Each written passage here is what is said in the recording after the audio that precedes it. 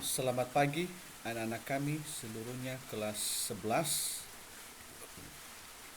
Hari ini kita akan belajar mata pelajaran prakarya dan kewirausahaan. Minggu lalu kita telah membahas tentang analisis peluang pasar. Itu materi terakhir minggu yang lalu. Jadi kita ulas materi paling terakhir ini. Jadi analisis peluang pasar ini, ya, apabila ingin mendirikan usaha kerajinan dari limbah berbentuk bangun datar, ya, kalian atau kita harus mengetahui informasi tentang pasar. Ya, karena tujuan usaha ini untuk memenuhi permintaan pasar. Oleh karena itu diperlukan riset pasar. Riset ini dilakukan untuk menemukan pasar yang menguntungkan, memilih produk kerajinan dari bahan limbah yang dapat dijual, menerapkan teknik pemasaran yang baik, dan merencanakan sasaran pelanggan. Riset pasar menerapkan teknik pemasaran yang baik dan merencanakan sasaran pelanggan. Jadi maksudnya analisis pasar ini, ketika kita membuat sebuah produksi, ya, maka kita harus memikirkan pasarnya. Bagaimana cara kita memasarkan? Ya, kadang-kadang kalau kita memasarkan itu jangan hanya pada satu tempat saja. Kalau bisa kita memiliki titik-titik tertentu untuk kita pasarkan. Misalnya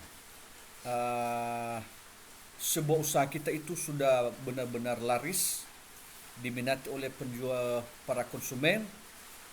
Kita jangan hanya di Gunung Sitoli saja kita buat pasarnya. Kalau bisa memungkinkan kita offer ke daerah-daerah yang lain.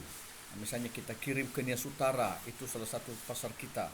Kita kirim ke Nias Barat, itu kita harus ada pasar kita di sana. Baru ke Nias Selatan, di situ harus ada pasar.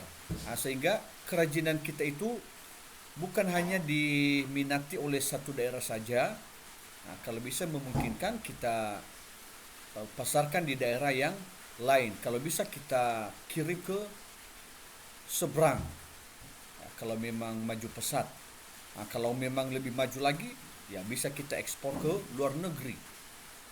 Jadi yang namanya usaha itu tidak pernah berhenti sampai di situ saja, tapi dia harus mencari peluang-peluang supaya usahanya itu lebih maju dan lebih lagi. Jadi itu maksudnya analisis peluang pasar. Kita lanjut. Menentukan segmen pasar. Maksudnya menentukan segmen pasar ini, langkah ini terkait dengan perkiraan konsumen potensial dari produk kerajinan yang sudah ditetapkan. Langkah ini bertujuan untuk mengetahui pembeli tiap-tiap segmen pasar saat ini dan yang akan datang. Salah satu cara untuk mendapatkan informasi ini adalah dengan memilih agen untuk menguji pasar. Jadi maksudnya di sini menentukan segmen pasar ini, ya, dengan perkiraan konsumen potensial. Ya, misalnya di satu daerah, di sini ketika kita mengirimkan hasil produksi, ya, tidak selamanya daerah itu memiliki hasil penjualan kita itu laku secara bersamaan. Tidak. Ada daerah-daerah tertentu hasil penjualan itu lebih tinggi dari daerah yang ini. Itu maksudnya menentukan segmen pasar. Misalnya di pasar A itu lebih laris daripada pasar B. Ya, maka untuk memasok produksi di pasar B dikurangi, dan untuk memasok produksi di pasar A kita tingkatkan. Jadi kita lihat pasarnya mana yang potensial untuk dibeli oleh konsumen. Jadi sebagai seorang pengusaha harus bisa membaca, perkiraan-perkiraan pasar. Jadi mana yang cepat laku, mana yang lebih banyak diminati oleh setiap pasar, ya, maka hasil produksi itu kita tingkatkan di sana. Dan kalau di pasar yang satu kurang laku atau kurang diminati oleh konsumen, maka untuk memasok produksi di situ dikurangi. Nah, jadi beberapa titik-titik pasar kita itu harus bisa kita baca mana yang lebih maju, mana yang lebih banyak konsumennya. Nah, jadi sehingga dengan terjadi hal-hal seperti itu, maka seorang produsen, seorang pengusaha harus bisa menentukan cara-cara pemasokan hasil produksi. Nah, itu maksudnya menentukan segmen pasar. Oke, kita lanjut. Sumber informasi pasar. Informasi pasar digunakan untuk mengevaluasi peluang pasar masa sekarang dan yang akan datang dari hasil produk kerajinan tersebut. Dua pendekatan untuk memperoleh informasi tersebut dilakukan dengan mengadakan penelitian secara spesifik untuk mengumpulkan data primer dan menemukan data-data relevan yang berasal dari lembaga seperti Badan Pusat Statistik, Kantor Dinas Pariwisata dan Perindustrian, maupun biro penelitian yang disebut dengan data sekunder. Jadi sumber informasi pasar ini maksudnya mengevaluasi peluang pasar masa sekarang dan yang akan datang. Ya, maksudnya di sini mengevaluasi pasar ini kadang-kadang kerajinan itu tidak selamanya diminati.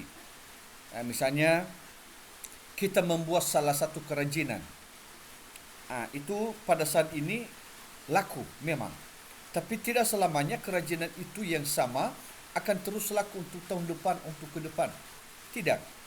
Jadi kita lihat dulu, mungkin kita produksi satu jenis kerajinan laku memang pada saat itu, tapi kalau memang ke depan itu lagi tidak laku, maka kita mencari kerajinan yang lain. Misalnya kerajinan yang lain, misalnya yang kita buat sekarang, misalnya bunga pot meja. Bunga pot meja. Jadi itu kita produksi banyak dan itu memang laku. Tapi jangan terus-terus bunga pot meja yang kita produksi, karena itu nanti tidak akan laku ke depan. Jadi kita memilih produksi kerajinan yang lain. Nah, misalnya kita buat hiasan dinding, atau misalnya apalah kerajinan yang bisa diminati oleh konsumen, kerajinan yang lain dengan bahan yang sama.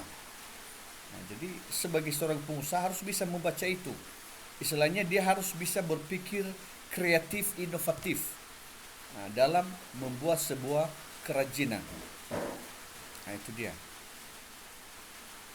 Itu maksudnya sumber informasi pasar. Berarti kita jangan memproduksi yang itu-itu saja, tapi kita harus bisa berkreasi, berinovasi, menciptakan salah satu kerajinan yang lain yang diminati oleh konsumen. Jadi di situ kita bisa menemukan data-data dari Badan Pusat Statistik, Kantor Dinas Pariwisata dan Perindustrian. Seperti itu. Jadi sumber informasi pasar ini ya harus benar-benar kita pahami dengan baik. Oke, kita lanjut. Uji coba menjual. Uji coba menjual. Uji coba pasar cenderung menjadi teknik riset utama untuk mengurangi risiko pada usaha produk kerajinan dan menilai keberhasilannya. Metode yang digunakan dalam uji coba pasar antara lain pameran perdagangan, menjual pada sejumlah konsumen terbatas, dan menguji coba pasar di mana penerimaan calon pembeli bisa diamati dan dianalisis lebih dekat.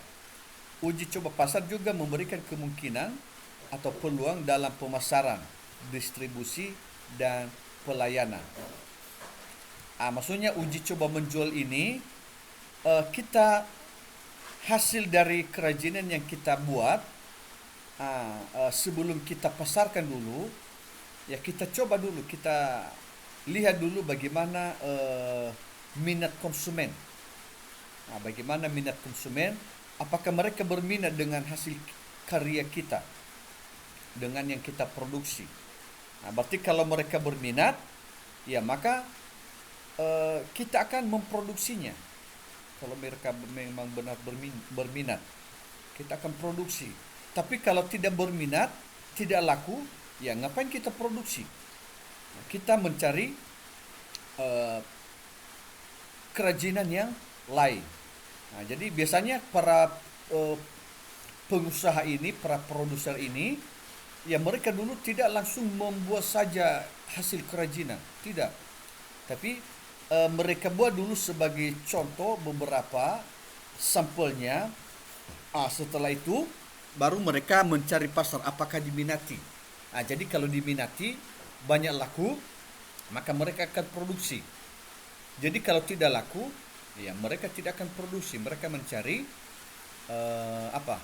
hasil produksi yang lain. Jadi uji coba pasar juga memberikan kemungkinan peluang dalam pemasaran, distribusi, dan pelayanan. Oke, kita lanjut. Studi kelayakan pasar. Studi kelayakan pasar. Studi kelayakan pasar bagi usaha baru cenderung memakan waktu dan merupakan kegiatan yang rumit.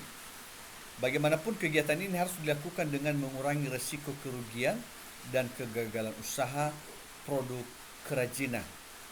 Studi kelayakan pasar.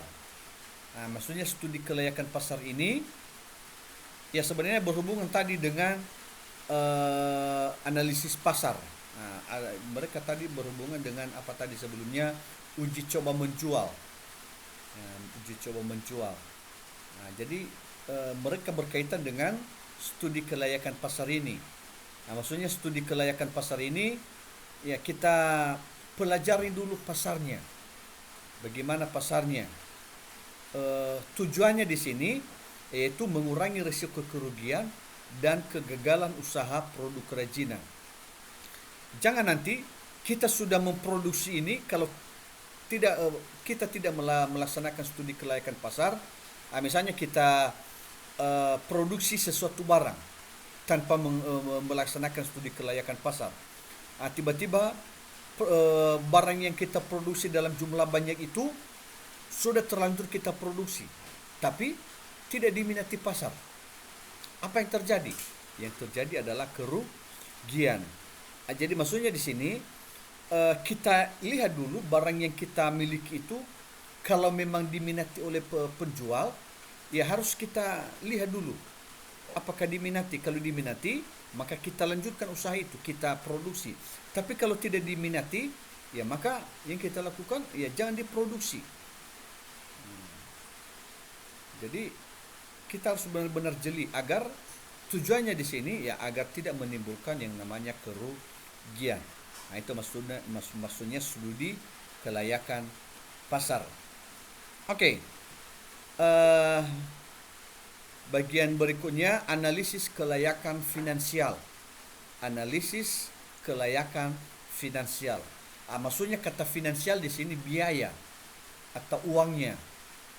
Analisis kelayakan finansial merupakan landasan untuk menemukan sumber daya finansial yang diperlukan untuk tingkat kegiatan tertentu dan laba yang diharapkan.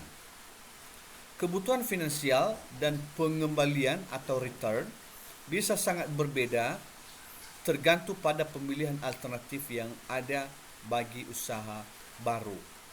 Jadi maksudnya analisis kelayakan finansial ini ya menentukan sumber daya finansial yang diperlukan untuk tingkat kegiatan tertentu dan laba yang diharapkan. Ya maksudnya ketika kita menciptakan sebuah produk, memproduksi sebuah produk, ya maka dalam produk tersebut ya apakah bisa mendapatkan keuntungan? Kita bisa mendapatkan keuntungan atau tidak? Jadi dalam hal ini seorang produsen dari hasil usahanya ketika dijual itu ya jangan sampai ketika dia jual maka yang mengakibatkan kerugian, jangan. Jadi kita harus menentukan harga barang itu sehingga dari hasil penjualannya yang dia menciptakan kita mendapatkan sesuatu laba atau keuntungan. Jadi sebagai seorang pengusaha harus bisa menghitung itu. Dihitung dulu semua biaya bakunya, dihitung biaya produksi, dihitung biaya para pekerjanya, dihitung biaya-biaya misalnya itu berapa listrik dipakai, uh, apa saja alat-alat yang digunakan untuk membuat produksi itu. Jadi sehingga ketika dijumlahkan nanti maka mendapatkan yang namanya laba atau keuntungan. Jangan sampai rugi. Itulah maksudnya analisis kelayakan finansial. Istilahnya sebagai seorang produsen, ya jangan sampai dia merasa atau mengalami kerugian, atau bisa mendapatkan yang namanya laba atau keuntungan. Oke, itu saja dulu materi kita untuk kali ini, dan kami harapkan anak-anak kami tetap belajar lebih semangat lagi, belajar lebih giat, ya, dan kita akan melanjutkan materi kita untuk minggu depan. Demikian untuk pagi ini, dan selamat pagi, salam sehat, semoga kita diberkati, dan saya ucapkan terima kasih. Yahoo.